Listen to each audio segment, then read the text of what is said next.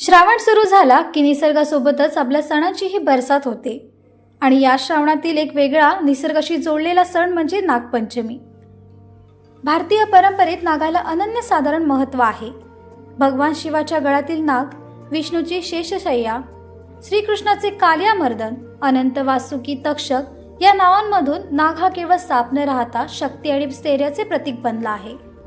विशेषतः महाराष्ट्राच्या कृषीप्रधान संस्कृतीत नागपंचमीला वेगळे स्थान आहे।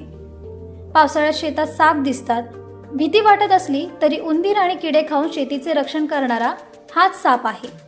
म्हणूनच आपल्या पूर्वजांनी नागाला दैवत्व देऊन त्याच्याशी सहअस्तित्वाची शिकवण दिली। नागपंचमीच्या दिवशी घरोघरी वारुळाची पूजा होते। दूध, हळद, कुंकू, फुले अर्पण केली जातात। महाराष्ट्रात झोके, फुगड्या आणि पारंपरिक ओव्यांनी हा दिवस अधिकच बहरतो। पण आजच्या काळात हा सण साजरा करताना एक जबाबदारीही आहे। जिवंत साप पकडून त्रास देणे किंवा त्यांना दूध पाजणे हे त्यांच्या आरोग्यासाठी धोकादायक आहे। विज्ञान सांगते साप हा आपोआप हल्ला करत नाही, त्यामुळे पूजा प्रतिकारात्मक पद्धतीने आणि पर्यावरणपूरक रीतीने करणे हीच खरी श्रद्धा। नागपंचमी आपल्याला एक मोठा संदेश देते। पृथ्वीवर फक्त माणसाचाच हक्क नाही, प्रत्येक जीवाला जगण्याचा अधिकार आहे।